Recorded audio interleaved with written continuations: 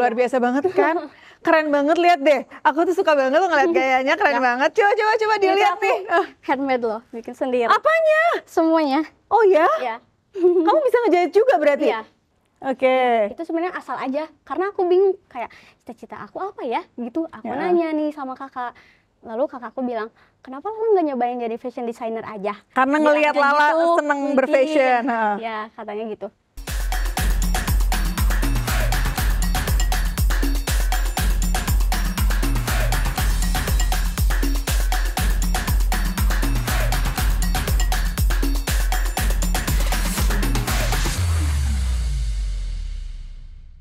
Hai, kembali bersama saya Hira SKV di Hierarchy Insight. Dan kali ini kita akan mendengarkan sebuah inspirasi dari seseorang yang sangat inspiratif, yaitu Prila. Halo. Aduh, jadi teman-teman di sini ada Prila, seorang fashion designer dari Bandung, ya, yang fokusnya mendesain di baju-baju punk. Iya, mungkin lebih ke karakternya tuh punk rock gitu. Waduh, luar biasa banget kan? Keren banget, lihat deh. Aku tuh suka banget loh ngeliat gayanya, keren banget. Coba dilihat nih. Handmade loh, bikin sendiri. Apanya? Semuanya. Oh ya? Iya. Kamu bisa ngejahit juga berarti? Iya. Wow, kamu dari... Aduh, sebentar ya, aku kayaknya have to catch my breath dulu. Hah. Tadi aku tanya, lah kamu tuh umur berapa? Coba lah cerita umur berapa lah? Aku sekarang umur 22 tahun dan aku kuliah di Institut Seni Budaya Bandung. Luar biasa kan, umur 22 tahun udah jadi fashion designer.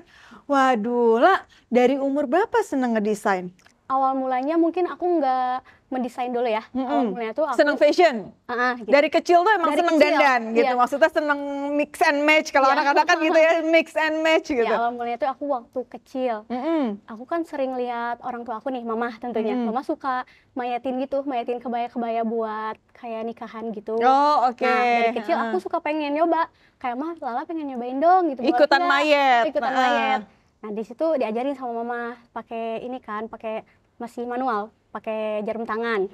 Nah, dari situ aku suka bikin baju-baju kayak buat boneka. Itu umur berapa? Itu SD kira-kira kelas 5 apa 6 lah gitu. Mulai gede sih gitu. Cuma kalau buat lebih ke mendesainnya atau menggambar, aku di situ belum kurang. Bahkan aku nggak ada skill buat menggambar postur atau desain buat fashion gitu. Mungkin aku lebih bisanya menggambar pemandangan yang kayak gitu aja sih, belum ke fashion ya. Tapi secara penampilan gitu-gitu emang udah seneng tuh mix and match apa? Oh. Bahkan aku kalau waktu SD tuh nggak bisa kalau misalnya nggak pakai jepit. Oh, harus pakai jepit gitu ya? Pakai centil banget. Nah, sebenarnya waktu mulai tertarik ke fashionnya tuh SMP. Oke. Nah, sejak SMP aku sebenarnya nanya sama kakak aku. Aku nanya kayak, aku bingung nih gitu ke depannya mau kemana, terus aku jadi apa? Kadang kan suka orang tuh nanya kayak, kamu cita-citanya apa gitu kan? Cita-citanya apa? Aku bingung di situ. Nggak pengen jadi dokter, polisi gitu kan? Kalau zaman dulu ya kita ya kalau ditanya kan cita-cita tuh nggak akan jauh-jauh lah dari dokter, polisi, template banget kan? Aku jawab pilot ya bener. Aku jawabnya guru. Oke. Itu sebenarnya asal aja, karena aku bingung kayak cita-cita aku apa ya gitu. Aku nanya nih sama kakak. Lalu kakakku bilang, kenapa lo nggak nyobain jadi fashion designer aja? Karena ngelihat Lala gitu, seneng berfashion. Ya, katanya gitu. Nah, dari situ Lala tuh langsung mikir kayak, iya juga ya. Terus teteh juga ngasih saran kayak, Lala kan suka belanja-belanja baju gitu, kalap gitu kan kalau beli-beli baju tuh. Nanti mah kalau jadi fashion designer nggak usah beli-beli baju, bikin aja sendiri, katanya tuh gitu kan. Nah, dari situ aku mikir kayak, iya juga gitu kan. Nah, dari SMP mulai deh dari sekarang kayak mendesain gitu, kayak latihan. Mulai ngegambar tuh. Postur tubuh, proporsi kayak gitu. Aku mulai, walaupun masih kaku ya waktu itu, masih kayak, jelek banget lah gitu. Nah, tapi hebat banget ya dari SMP udah tahu apa yang dia mau, itu sesuatu loh menurut aku. Dorongan dari kakak juga sih sebenarnya, kayak aku berterima kasih sama kakakku ya. Waduh, kakaknya umur berapa saat itu? Waktu kamu SMP kakaknya umur berapa? Aku pokoknya beda 7 tahun. Oh, jadi memang dia udah lebih dewasa ya, jadi udah lebih bisa mengarahkan. Ya, oke. Gitu. Lanjut, aku kuliah, sekolah SMK. Udah ada tentu, udah Jadi sekolahnya juga udah langsung SMK tuh. SMK-nya dijahit. Diarahin juga. Di apa, di fashion Tata apa? busana. Di tata busana. Jadi memang sudah benar-benar mengarah ya. Wow. Terus Diarahin sama kakakku. Udah sekolahnya di sini aja, di salah satu SMK di Cimahi. Aku ngambil tata busana di situ. Dari situ aku mulai kayak jadi lebih dalam lah gitu kan belajar. Semua teknik, bahkan mengenal semua fashion gitu, kayak tren fashion apapun di SMK kayak gitu. Lanjut, aku waktu kuliah jadi udah nggak bingung lagi, kayak mau ngambil jurusan apa, langsung aja aku meneruskan gitu. Akhirnya masuk kuliahnya ke ISBI. ISBI. Ya, aku ngambil tata rias dan busana di ISBI. Jadi memang udah difokuskan banget ya. Ih, luar biasa. Terus mulai ya, berarti kan itu SMA, di SMK, abis itu masuk kuliah. Mulai berani bener-bener bikin baju sendiri. Mulai berani. Awalnya gimana? Maksudnya ngebikinin baju orang atau untuk sendiri? Awalnya untuk sendiri. Kalau bikin baju buat sendiri itu dari SMK. Dari SMK. Iya. Itu udah ada satu niche khusus nggak? Maksudnya gaya khusus, maksudnya ya gaya punk rock tadi atau masih masih kemana-mana? Belum di situ, karena aku waktu itu masih bingung. Kayak aku sebenarnya lebih suka kemana ya? Aku apa ya namanya? Gaya style itu aku sukanya ke yang mana? Aku masih bingung di situ, kayak masih FOMO sih, kayak ikut-ikutan aja. Lagi tren ini ikut, iyalah. Ya. Bahkan lucunya aku tuh kadang kalau misalnya lagi tren busana apa nih, aku nggak beli, tapi aku bikin. Jadi kamu lihat terus kamu bikin tuh. Jadi aku nggak beli, kayak aku bikin aja deh gitu daripada beli. Gitu. Beli nanti sama yang lain, kalau bikin kan beda ya. Bikin kan kita jadi ada hal yang bedanya. Oh, itu kamu SMK tuh udah mulai bikin-bikin tapi buat diri sendiri. Iya. Nah, terus sejak kapan kamu mulai ibaratnya bikin buat orang gitu? Bikin buat orang lain mungkin aku belum pernah. Kalau buat orang yang jauh, paling orang terdekat dulu, kayak aku bikin buat mama, buat kakak aku, paling kayak gitu. Nah, kalau untuk sekarang mungkin aku lagi udah ada sebulanan buka bisnis usaha kecil-kecilan kayak gitu. Baju? Iya. Wow. Yang kemarin sempet untuk yang punk rock tadi itu? Yang punk rock? Itu ikutan kompetisi atau? Itu ikut event. Oh, itu untuk ini, untuk untuk kuliah atau? Ya, event di Jogja itu. Eventnya event apa tuh waktu itu? Event Jogja Fashion Parade. Jogja Fashion Parade. Oke. Terus? Yang itu tuh sebagai syarat tugas akhir. Terus kamu masuklah di situ. Kenapa kamu membawanya punk rock? Nah, karena aku pengen tampil beda dari orang lain. Dan di saat waktu kuliah aku udah tahu kayak jati diri aku tuh di style yang mana, kayak gitu. Oke, ini menarik. Kamu tahu pas kuliah, kamu taunya dari mana? Asal muasal kamu menyadari gue punk rock banget nih gitu. Awalnya karena dari pacar aku. Awalnya tuh. Pantes dia jawabnya bingung ya jawabnya. Jadi pacar aku tuh ini Kak, dia anak klub motor gitu di Bandung, salah satu di Bandung. Kan stylenya anak motor custom. Stylenya kan lebih ke rockers gitu. Nah, dari situ aku kayak ih cocok ya, aku suka pakai sepatu boots, pakai jaket leather gitu kan, kayak suka banget aku kayak gitu. Nah, dari situ aku mulai explore, kayak setiap ada event motor gitu kan ngeliat juga style-style orang lain kan. Kayak lucu ya dia kayak gini. Nah, dari situ aku kayak wah, aku suka banget nih style kayak gini gitu. Dari situlah jadi udah pokoknya gue mau style ini. Iya, jadi terinspirasinya tugas akhir itu yang aku fashion show di Jogja. Karena mungkin salah satunya dari faktor pacar aku. Wah, masih sampai sekarang? Masih ya. Sudah berterima kasih pada dirinya. Iya dong, kamu harus memberikan terima kasih, minimal dia menjadi inspirasi kamu kan. Maksudnya memberikan inspirasi buat kamu bahwa inilah gaya kamu sekarang. Nah, terus balik lagi tadi ke yang Jogja Fashion Parade tadi gitu ya. Akhirnya kamu mengusunglah tema si punk rock ini. Bagaimana tanggapannya? Dari masyarakat. Tanggapan dari masyarakat yang mungkin kurang mengerti tentang fashion, aneh melihatnya ya.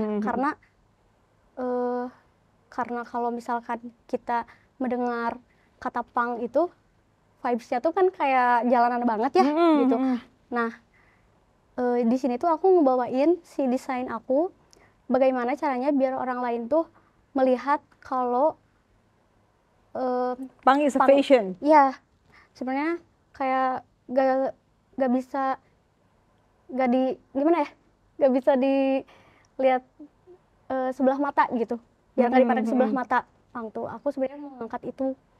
Jadi Di punk is a fashion gitu ya, iya. maksudnya walaupun dengan gaya punk tapi tetap bisa fashionable gitu kan.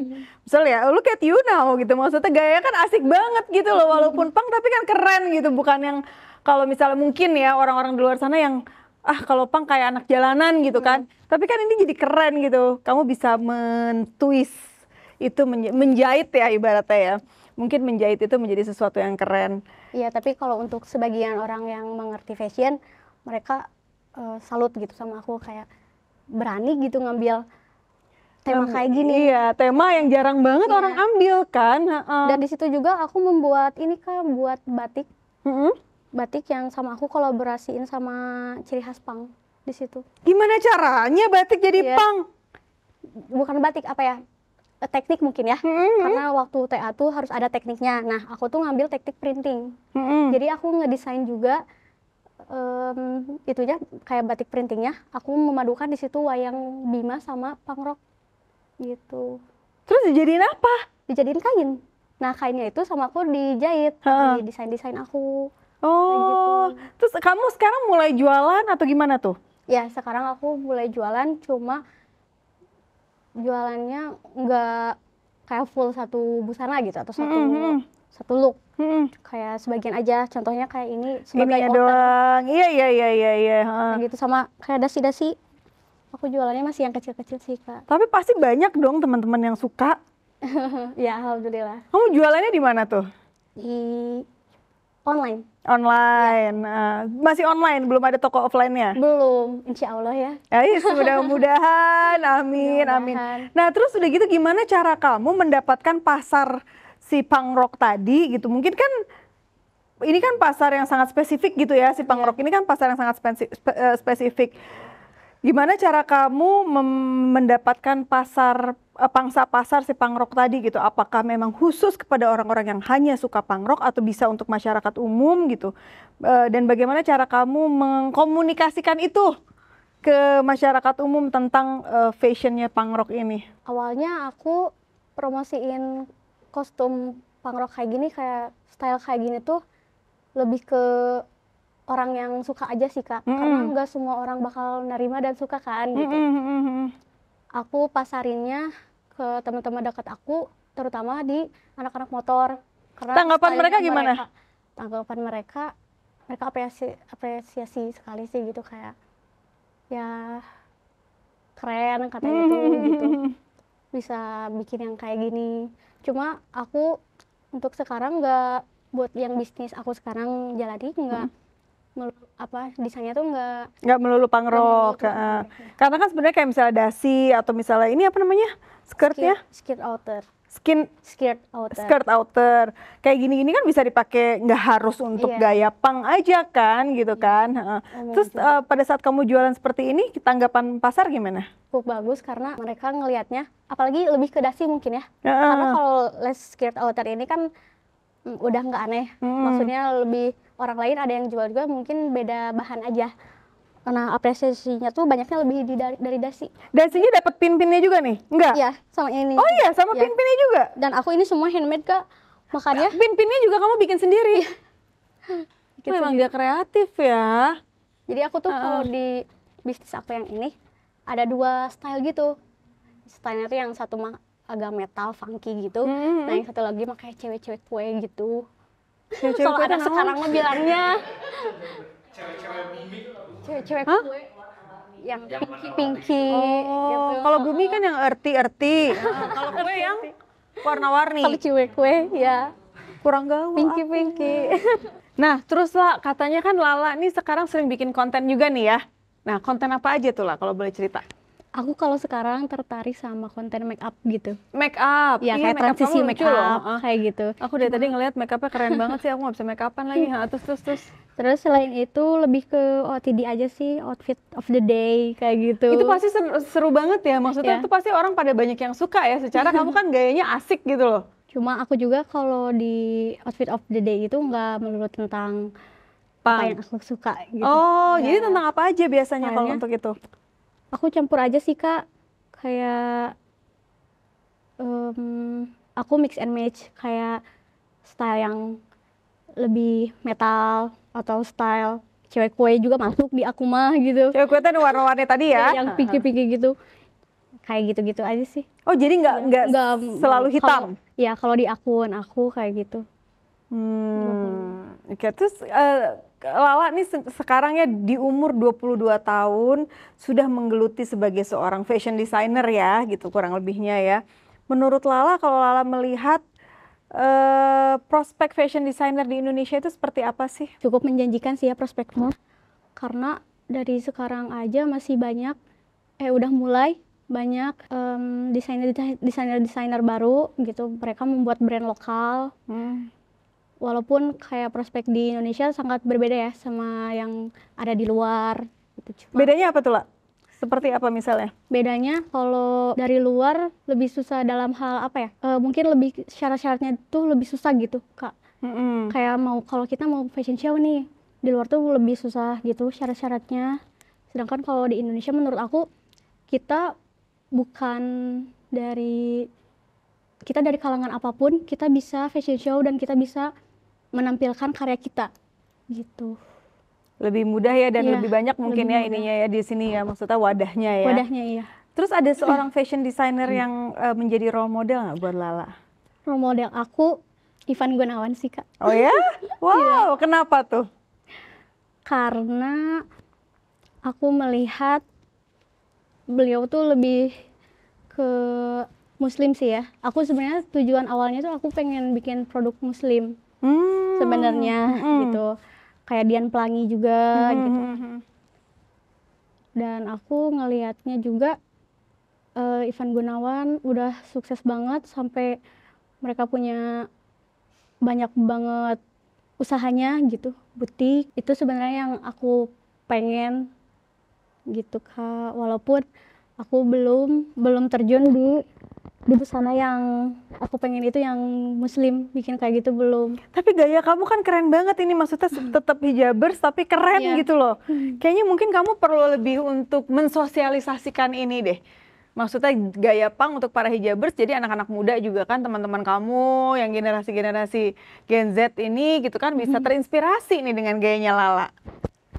Iya kan gitu. Lah, dalam perjalanan karir kamu waktu kuliah, pokoknya dari awal nih kamu saat oh iya kayaknya aku mau jadi fashion designer nih gitu kan. Dari SMP tuh, SMK, kuliah, sekarang udah mulai terjun ke dunia nyata ibaratnya ya, mulai berjualan. Ada nggak sih pengalaman yang nggak menyenangkan di Lala? Mungkin dari klien sih Kak. Klien? Ya, aku pernah juga buka jokian kayak gitu. Jokian apa nih? Jokian headpiece. Artwear. Jadi artwear tuh lebih ke kayak kostum cuma lebih ringan yang headpiece di sini. Iya. Kayak gitu. Aku suka buka jokian kan, kayak headpiece, shoulder piece. Buka jokian ini maksudnya sewa atau jasa membuat. Oh, jasa membuat. Jadi kalau misalnya mereka misalnya ada event nih Halloween lah apalah gitu, kamu buatin tuh. Oke. Aku buka jasa itu, hal yang gak menyenangkannya mereka kurang menghargai gitu. Kurang menghargai jasa aku sebagai desainer yang membuat kostum, memberikan harganya tidak sesuai gitu kan, kayak nego-negonya tuh kayak wah. Jualannya di Bandung. Ih, jahat banget aku. Enggak, maksudnya bukan begitu. Tapi iya, coba jual di Jakarta. Mungkin kan namanya ibu kota ya gitu, kali lebih bisa maksudnya bukan lebih bisa menghargai. Makanya kalau kita di sini kan banyak pilihannya. Bandung makan pabalatak ya, kuseniman gitu kan. Jadi mungkin banyak saingan gitu kan. Tapi lalu ada juga sih Kak yang kayak mereka tuh mau minjem gitu. Nah aku tuh kayak mau ngasih nggak apa-apa gitu kan, walaupun aku udah punya red card gitu kan, nggak apa-apa kata aku. Cuma waktu aku bilang kayak Minjem aksesoris nih ceritanya. satu look Oke, baju, oke, bahkan satu look baju gitu. Aku ngasih mereka waktu itu cuma 2 hari, karena aku bilang hari tanggal segininya tuh bakal ada yang sewa gitu kan. Nah aku butuh waktu buat biaya perawatannya juga gitu Iya, kan. iya. Nah mereka nggak sanggup ngembaliin di tanggal Hari yang itu. udah aku tentuin gitu. Jadi kayak semena-mena aja gitu mereka, nggak menghargai gitu. Berarti kamu juga memberikan jasa penyewaan look? Iya, aku nyewain karya-karya yang udah pernah aku buat. Ih, keren ya. Iya, kalau teman-teman jadi perlu pada saat ada event terus perlu looks-looks sesuatu itu bisa kali ya menghubungi Lala ya. Bisa banget. Keren banget. Iya, iya, iya. Aku boleh lah ya nanti. Cocok nggak ya pakai pang? Coba aja dulu. Lah, sekarang kan banyak, maksudnya sekarang kan semua orang lagi ribut mengenai AI nih. Oh iya. Nah, gimana menurut Lala apa namanya keberadaannya AI terhadap fashion designer lah? Keberadaan AI sebenarnya sangat membantu. Membantu, Yes. bukannya mengancam. Mungkin di bagian mananya membantu. Cuma untuk pribadi diri aku sendiri, kalau mengancam sih enggak ya, karena setiap orang juga punya ciri khas masing-masing. Jadi menurut aku nggak begitu mengancam juga. Buat Iya. kamu membantunya dari sisi mana nih, La? Mungkin dari inspirasi. Jadi kamu bisa mendapatkan inspirasi dari AI lewat nih. AI, iya. Apalagi kan sekarang bisa membuat desain lebih mudah ya. Kita kayak cuma ngasih arahan aja. Mungkin memudahkannya itu sih, Kak.